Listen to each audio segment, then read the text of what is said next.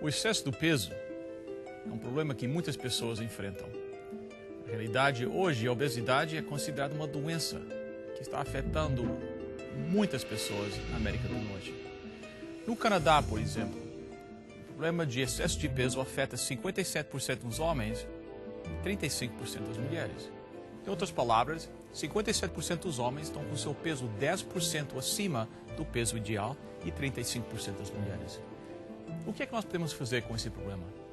Fique conosco hoje no Está Escrito para uma conversa muito importante com o nosso grande amigo, o Dr. Viriato Ferreira. Voltaremos dentro de poucos instantes.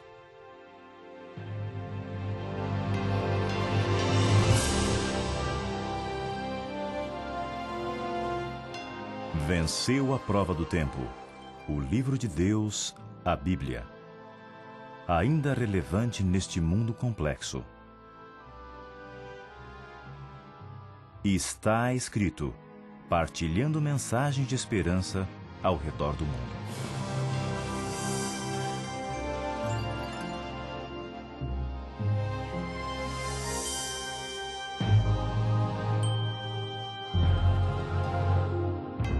Bem-vindos ao programa do Está Escrito e bem-vindo, Dr. Ferreira. Obrigado. Prazer em tê-lo conosco outra vez. Eu, na introdução, falei que a obesidade é uma doença. Será que eu falei certo? É uma doença? É uma doença. Está a ser considerada agora como uma doença porque tem tantos efeitos negativos para a saúde que nos últimos anos nós estamos a considerar isto realmente como uma doença. Então não é só a questão da roupa não estar bem ou a pessoa não ficar muito bonita de fato de banho. É uma doença, tem sérios problemas. Tem sérios problemas para a saúde e por isso é considerado uma doença. Uau. Nós gostaríamos de falar sobre algumas opções e pegar as suas sugestões. Uma estatística que eu li indica que no Canadá nós estamos gastando quase $2 bilhões por ano com o problema da obesidade e excesso de peso.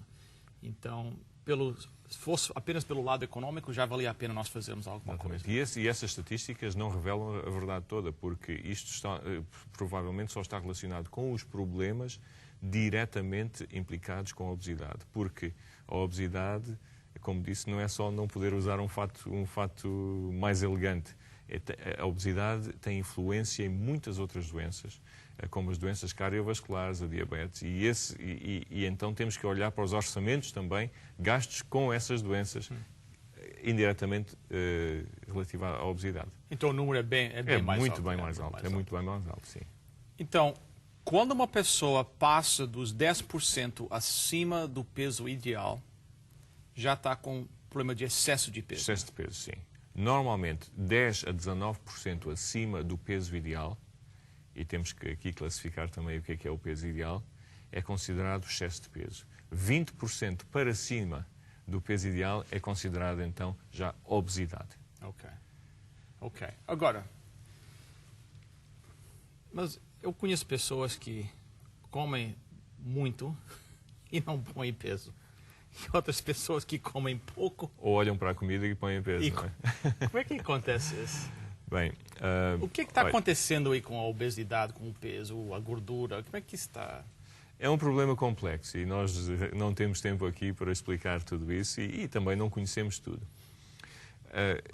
Há um peso ideal para cada um que também inclui, por exemplo, fatores como o tamanho dos ossos. Normalmente vai-se pôr o tamanho do pulso, algumas vezes do tornozelo. E há várias medidas que dizem, olha, para a sua estrutura óssea, o seu peso ideal seria de tantos a tantos quilos, ou libras, ou pounds. O que acontece não é só uma questão também de peso ideal em termos físicos e de aparência. O próprio corpo, nos seus processos fisiológicos que envolvem, por exemplo, a ação de hormonas e de outros fatores importantes, o próprio corpo também determina, e também envolve também o aspecto genético, vai determinar qual é que vai ser a sua tendência para aumentar esse peso ou diminuir o peso. E é interessante ver que o corpo tem um princípio de função muito interessante, que é o seguinte. Hoje come, por exemplo, umas batatas fritas com hambúrguer, que tem mais energia do que aquela que o corpo precisa para funcionar. Ok. Isto é, para a sua ação física e Certo. mental de hoje, o corpo precisava, por exemplo, de 1500 calorias. Ok. Mas ao fim do dia conseguiu comer 2000 calorias. Então, 500 calorias em excesso. 500 calorias. Fica em excesso. O corpo pode fazer várias coisas. Ou tem um metabolismo mais acelerado, e há pessoas que comem, mas não põem peso, porque o corpo, de certa maneira, metaboliza aquilo e por fatores também um pouco desconhecidos, não se sabe bem porquê que isso acontece, mas as pessoas não põem peso. Mas há outras pessoas que dizem assim, olha, o corpo está a dizer, entre aspas, eu não sei se vou ter comida amanhã. E como não sei se vou ter comida amanhã, deixa-me reservar estas 500 calorias que tenho, vou pôr na despensa, porque amanhã eu posso precisar delas. Ok. E amanhã a mesma coisa acontece. A pessoa só precisa de 1500 calorias e o corpo diz, olha, eu comi 2000, então vou pôr mais 500 na reserva. E essas reservas depois dependem do nosso metabolismo e dependem também da nossa genética. Isto é, se o meu pai ou a minha mãe tinham na sua informação genética que a despensa é aqui em cima, então eu vou ter a tendência de pôr as reservas nesta parte do corpo. Há outras pessoas que é à volta das ancas. Há outras pessoas que é no corpo inteiro. Certo. As despensas, digamos, são no corpo inteiro. E há pessoas que continuam magras, mas que podem, por dentro, nas artérias, nos seus órgãos, podem estar também a depositar algumas reservas. Portanto, é um problema complexo. É um problema complexo, mas o que acontece é que estamos a ver cada vez mais pessoas, e isso não é por alteração genética. Não, a genética continua na mesma, mas é por alterações nos seus hábitos de vida. Bem, ok. Então, vamos... por exemplo, se eu preciso de 1500 calorias por dia, então, como só as 1500? Vou começar logo por cortar logo o café da manhã. Logo o pequeno almoço, aí já diminui, aí já começa a diminuir as calorias. Seria uma boa estratégia? Infelizmente não. Infelizmente não. Nós normalmente comemos, e é por isso que estamos a aumentar de peso, como nação, normalmente comemos mais do que aquilo que nós precisamos. Mas estudos revelam que uma das razões pela qual as pessoas comem mais é porque começam o dia mal. A pessoa vai para a cama tarde, porque jantou tarde. Lógico. Janta aí às 8 da noite. Certo. E muitas vezes com um jantar bom, porque é a altura da família estar reunida, Certo. é a única altura no dia. Certo. Então normalmente as senhoras chegam a casa por volta das 6, vão cozinhar, às 8 horas o jantar está pronto, comer um bom jantar, uma boa refeição, depois é televisão ou computador, fazer as coisas da casa, para as senhoras, mais para as senhoras, o homem fica mais sentado à frente da televisão ou computador, e os filhos também, a mesma coisa. E quando se vai para a cama às 10, 11 horas da noite, ainda se tem um jantar bom no estômago. A pessoa essa noite não vai utilizar. Está a dormir, não vai utilizar. Então o que é que o corpo faz? Olha, eu vou pôr na despensa. Mas quando acorda de manhã não tem fome. A maior parte das pessoas hoje, quando acordam de manhã, não tem apetite. Porquê? Exato. Porque ficou com aquela refeição durante horas e ele não tem apetite. Então sai de casa por volta das 7h30, Sem comer nada. sem comer nada, mas chega aí por volta das 9 horas, 9h30, já está à procura de comida. Não há tempo de comer um bom pequeno almoço nessa altura. Então o que é que faz? Normalmente é um café e um bolo, ou uma sandes, uma coisa assim, ligeira. Aí por volta das 9h30, 9h30. Depois, aí por volta do meio-dia, 11h30, muitas vezes tem necessidade de mais qualquer coisa. Então o que é mais rápido de comer? É mais uma coisinha pequenina. Certo. E depois vai almoçar por volta aí de 1h, e aí almoça um almoço bom. A meio da tarde, normalmente está 2, 3 horas sem comer nada. Mas aí por volta das 5 horas, precisa de mais qualquer coisinha. E depois chega ao jantar. Então as pessoas acabam por comer mais porque não começaram com um bom pequeno almoço. Mas é interessante que hoje está-se a recomendar às pessoas, para perder peso, comer muitas vezes ao dia. Comer muitas vezes ao dia. Pequeninas, muitas vezes ao dia. Okay. Isto, muitos colegas meus e nutricionistas estão a fazê-lo, mas isto tem a sua razão. Que para mim, pessoalmente, eu vejo que não é a melhor opção. Então recomendam parcelamento, muitas vezes ao dia, de comer pequenas refeições. Mas aqui há um problema. E o problema é para mim um problema grave, é que comendo muitas vezes ao dia, as pessoas não têm a capacidade de controlar muitas vezes aquilo que comem. Nem sempre é a melhor comida. Então acabam por comer muitas vezes ao dia, mas porções maiores e de comidas que não são as mais apropriadas. E isso tem um efeito mau para a saúde, porque acabam muitas vezes por ter mais peso no fim do programa do que antes. Portanto, eu recomendo um bom pequeno almoço, recomendo também um bom almoço e um jantar pequeno. Porque com as propriedades destas 2 refeições e meia são muito mais benéficas, os benefícios são maiores do que a pessoa de fazer o fracionamento. Porque realmente temos que atacar este problema, porque o problema é enorme, está cada vez pior, e os efeitos para a saúde são muito maus. Não fazem ideia do efeito que isto pode ter para a saúde. Eu ouvi alguém dizer uma vez que devia ser que nem um funil, assim, com o café da manhã, a parte mais larga, o almoço, né? Exatamente. Um pouquinho menor, e depois o jantar, o mais pequeno, é um funil. Exatamente. E há outra questão importante, é que nunca vi tantas pessoas sofrerem de azia, problemas do aparelho gastrointestinal, do estômago, como agora. Certo, exatamente. E o que acontece, mais uma vez vou fazer aqui um desenhozinho, o que acontece é que nós, por exemplo, se tivermos aqui o estômago, e vamos pôr aqui um estômago bem bonitinho, não é? Depois tem aqui o duodeno e o intestino delgado. O que acontece na digestão, por exemplo, das proteínas? A pessoa come, a comida vem para aqui e fica aqui na parte de baixo do estômago para ser digerida. As proteínas têm que ser digeridas. Como é que são digeridas as proteínas? As proteínas, quando chegam ao estômago, não são digeridas imediatamente. Precisam que o estômago produza algum ácido, até bastante ácido, para que depois, ali em ambiente ácido, as enzimas, as proteases, começam a funcionar. Mas precisam de estar com aquele pH, com aquela acidez. Então, como por exemplo, qualquer coisa de manhã, um café com um bolo ou maçãs, ou um prato de cereais assim cheios de açúcar, né? O estômago começa a produzir ácido para as enzimas começarem a funcionar. Certo. Mas, passado 1h30, 2 horas, quando o estômago está a digerir bem a comida, põe-lhe mais qualquer coisa em cima. Vai mais um copo de qualquer coisa, mais um bolo. E o que é que acontece? Quando chega ao estômago, aquilo dilui o ácido que lá está. E o que acontece à digestão? Atrasa. E há necessidade outra vez de começar a produzir mais ácido, recomeçar tudo outra vez. Outra vez novo. E depois vem o almoço, e depois vem o lanche, e depois vem o jantar.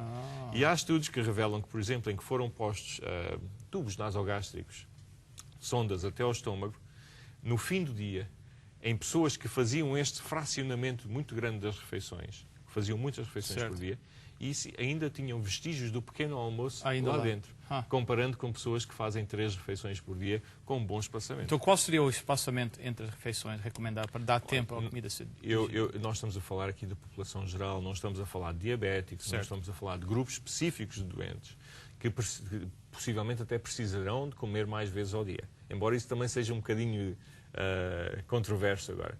Estamos a falar aqui de uma pessoa saudável, uma pessoa que não tem problema de diabetes. O espaçamento deveria ser pelo menos 4 horas. 4 horas. 4 horas. Uma pessoa com uma boa refeição. Eu, por exemplo, pessoalmente, eu não necessito 5 horas, de menos de 5 horas. Se eu comer um bom pequeno almoço, por exemplo, às 8 da manhã, eu não preciso de comer outra vez até à 1h da tarde. Não preciso, quer dizer, nem sinto fome, mas comi um bom pequeno almoço. E depois podemos falar um pouco aqui que é o bom pequeno almoço. Lógico. Mas depois, a 1 hora, e depois esperar mais 4, 5 horas até por volta das 6 horas e comer aí um jantar pequeno. Certo. Há aquele ditado português que diz comermos um pequeno almoço de rei, um almoço de príncipe e um jantar de pobre. E isto tudo tem uma influência na obesidade. Mas, claro, para o controle de peso não é só isto. Há muitas outras questões que têm que ser debatidas e que, ao longo da entrevista, podemos fazê-lo. Uma das áreas que o pessoal está bem preocupado é o índice de obesidade nas crianças, que parece que as crianças estão cada vez mais se tornando mais gordas numa idade mais nova, que eu creio que é um problema sério. O que o doutor... qual a explicação dá a isso? A obesidade tem que ser vista assim de uma maneira prática. Assim, estamos a consumir mais do que aquilo que gastamos. O corpo precisa de energia, mas não precisa de tanta energia para pô-la na despensa. E o que acontece com as crianças é muito simples. Estão a comer muitas calorias, estão a ingerir muitas calorias e estão a fazer pouco exercício. Certo. Hoje uma criança passa em média 4 a 5 horas do dia em televisão e internet. Ora, eu lembro-me quando era mais jovem, a televisão praticamente não existia, mas e os programas eram muito limitados. Os jovens passavam à rua a brincar, a jogar futebol. Eu hoje fico contente com pessoas, com as crianças a jogarem futebol, nos intervalos, a jogar futebol, a jogarem outras coisas. Em Portugal é o futebol, aqui poderá ser outro desporto. Mas as crianças precisam de atividade, precisam de se mexer. E não se mexendo, então, e com toda a disponibilidade que há de coisinhas doces, as crianças hoje comem pouco disto. Certo. Não é? Mas há muitos chocolates, há biscoitos, há batatas fritas, há 1001 invenções que estão cheias de calorias, de óleos, de hidratos de carbono, simples, sem fibra, que a criança consome, não gasta, então aquilo vai para a despensa. E é um problema muito grave e depois que se passa para a idade adulta, porque as estatísticas que deu era de adultos e mais 50% dos homens têm excesso de peso. Mesma razão. Está a consumir mais do que aquilo que gasta. E gastar menos. Muitas das pessoas, quando enfrentando esse problema, se tornam para as dietas. E tem dietas, umas que é só comer proteínas, outras é comer só... O que o senhor fala com respeito a essas dietas? Parece que aparecem em moda. Alguns é só um pó, que se coloca um líquido no leite e toma-se um pó. O que o senhor pensa dessas... Olha, pessoalmente, eu não acredito nestes tipos de dietas. Eu acredito, sim, numa mudança da forma de comer da pessoa. Mas uma mudança que pode ser prolongada para o resto da vida. Eu prefiro uma diminuição do peso mais lenta, mas mais estável, e que a pessoa se sinta bem a fazê-lo, do que estar a fazer uma dieta durante 2 ou 3 semanas, uma crash diet, uma dieta crash, não é? Intensivo. Assim. Intensivo, que na grande parte dos casos até reduz o peso, e reduz o peso bastante, mas que depois não é possível a pessoa continuar a fazer aquilo. Portanto, se a pessoa quer perder peso, que pense numa mudança no seu estilo de vida para o resto da vida, na mudança não só da alimentação, mas de outros hábitos. Agora, há dietas que funcionam. Eu não estou a negar que elas não funcionem. Funcionam. Algumas dietas têm na sua base, por exemplo, a pessoa perder muita água. Não está a perder verdadeiramente a gordura, mas está a perder água, o que é mais fácil de perder do que perder gordura. Há outras dietas que procuram pôr o corpo numa fase de precisarem de tanta energia que não se dá através da dieta, mas tem que ir à procura da energia da gordura, e aí a pessoa já começa a perder peso. Há umas dietas que até pode perder a massa muscular. Eu ia perguntar isso tem um perigo disso, né? Para começar a perder a massa muscular. Pois, o corpo normalmente usa assim. Isso é tão simples, a vida tem um fio comum em tantos assuntos. Na sua carteira tem moedas. E depois tem notas. Certo. E depois tem a sua conta no banco. Certo. E aquele dinheiro que não precisa nos próximos 6 meses põe a conta a prazo. Certo. Não é? A mesma coisa com o corpo. Nós primeiro vamos buscar as moedinhas, que é aquilo que nós comemos agora, a refeição. Mas depois aquilo gasta e vamos então à conta do banco. Certo. Às notas, moedas, notas, e depois vamos à conta, mas vamos à conta corrente, à conta que está disponível, que é a gordura. Mas depois, se isso se gasta, vai-se buscar aos depósitos a prazo, que é aqueles que uma pessoa não quer tocar, que são os músculos, não é? A proteína. Ora, perdendo peso, nós deveríamos não tirar a massa muscular, mas tirar a gordura. Então, mas como é que eu faço isso? Como é que eu posso garantir que o meu corpo vai tirar a gordura e não a massa muscular? garantindo um número de calorias suficientes para gerir o seu corpo, portanto, as suas funções do dia-a-dia, mas ainda deficitário, um bocadinho deficitário, mas que depois o corpo vá só à conta corrente buscar a gordura. E que não consuma tão poucas calorias que o corpo vá buscar a gordura, mas depois acaba-se a gordura, tem que ir buscar a massa muscular. É complicado. Comendo menos...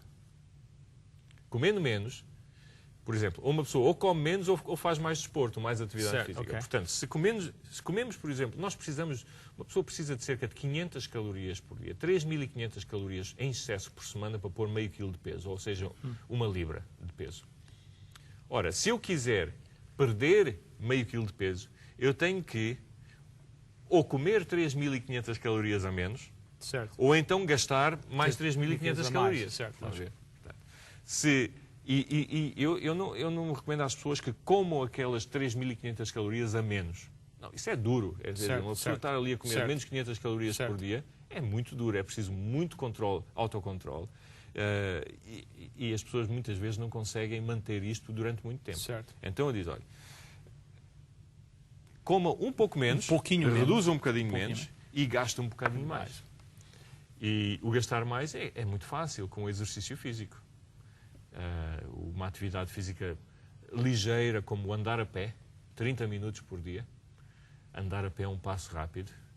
E as pessoas aqui no Canadá têm muito espaço para andarem bem. Eu sei que no inverno não é tão bom, porque isto é bem frio e não dá vontade de andar aí fora. Mas nessas alturas no inverno, então uma bicicleta de exercício em casa. Certo. Não ponham a bicicleta no sótão, porque o sótão fica frio no inverno. Não é? Certo, Ponham a bicicleta na sala de estar, à frente da televisão, um bocadinho ao lado para não se zangarem consigo. Então, olha, ponham ali uma bicicleta e então está as notícias a dar, ou a telenovela, ou um programa especial, e a andar de bicicleta. Pelo menos não se perde tempo, não é? Então, recomenda-se cerca de 30 minutos de exercício moderado por dia. E também reduzir no número de calorias. Essas calorias, de uma forma muito simples, podemos ver o seguinte. Eu tenho aqui um pêssego. Certo. Este pêssego tem cerca de 50 calorias. Este mesmo pêssego, se estiver em calda, numa lata em calda, é capaz de ter 90 ou 100 calorias. Porquê? Porque foi tudo adicionado. Então recomenda-se às pessoas fazer o quê? Comerem muito menos das comidas refinadas, processadas, processed foods. Portanto, o pêssego, vão à loja e comprem o pêssego mesmo como ele está, em vez de comerem outro. As farinhas, o pão, evitar os refinados e ir muito mais para os integrais. Quanto mais natural, melhor. E aqui atenção às gorduras. As gorduras, 1 grama de gordura tem 4 vezes mais calorias do que 1 grama de hidratos de carbono ou dos amidos. E hoje sabemos que as pessoas gostam muito de coisas fritas, muito de gordura. É preciso atenção, porque pouca quantidade de gordura pode ter muitas calorias.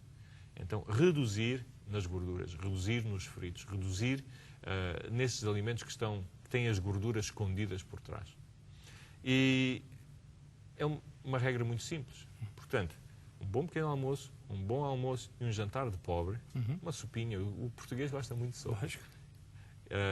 Comer muito mais fruta, hortaliças, legumes, cereais integrais, do que as comidas refinadas, as comidas processadas, e fazer mais exercício meia físico. hora a pé ou na bicicleta. Exatamente. A pé, bicicleta, nadar, aqui joga-se muito hóquei. Atividade física. Atividade física é o que conta. Há um professor em Portugal, o professor Fernando Pádua, cardiologista, que diz, olha, vai dar uma volta. Agora, vai dar uma volta em português tem 2 significados. Olha, vai-se embora, ou então vai dar uma volta, vai passear, não é? Vai dar uma volta mesmo. Então, Dr. Ferreira, muito obrigado. E eu espero que seus conselhos vão ajudar. Eu sei que vão ajudar muitas pessoas que estão assistindo hoje. É um prazer. Vamos orar. Nosso querido Deus e nosso Pai, nós te agradecemos por tudo quanto o Senhor faz por nós. Nós te pedimos agora, pelos telespectadores que estão assistindo esse programa, ouvindo o Dr. Ferreira dizendo, eu quero fazer essas mudanças na minha vida. Querido Deus, dê a cada um deles a força de vontade, o poder e a sabedoria para fazerem as mudanças, que eles possam desfrutar da vida com mais alegria, com mais saúde. Esteja com cada um deles e com cada telespectador agora, em nome e por amor de Jesus. Amém. Amém.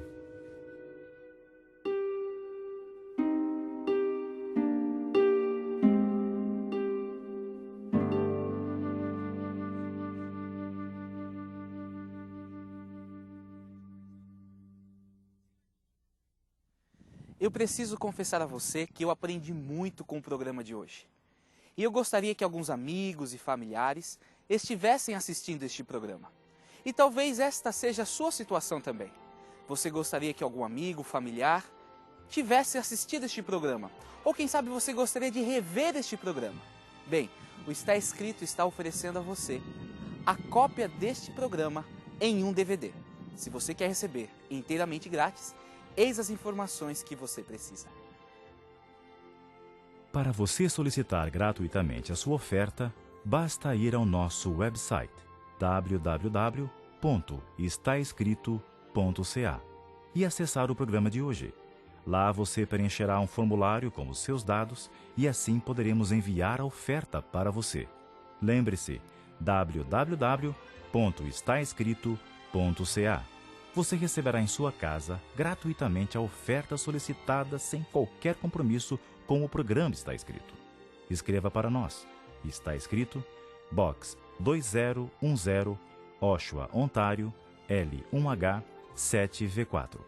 Agradecemos as suas cartas, os pedidos de oração que nos enviam e também o seu apoio financeiro. Escreva ainda hoje. Está Escrito, Box 2010, Oshawa, Ontário, L1H 7V4. Doutor Ferreira, muito obrigado. Quem sabe um pensamento para encerrar o nosso programa hoje? Uma vez, de manhã, vim tomar um pequeno almoço. Estava um pouco aborrecido com a minha filha. E então estava um pouco ansioso e dei por mim a comer 4 ou 5 fatias de pão sem notar, sem notar. O que mostra para mim que muitas vezes a nossa ansiedade faz com que nós tenhamos menos controle sobre aquilo que fazemos.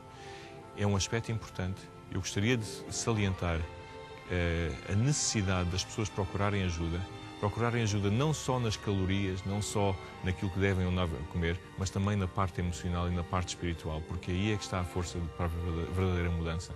Obrigado, doutor. Muito obrigado pela sua presença aqui. Amigo, prazer. obrigado pela sua presença também. Lembre-se do nosso website, estaescrito.ca. Até a próxima semana. Lembre-se, está escrito, nem só de pão viverá o homem, mas de toda a palavra que procede da boca de Deus.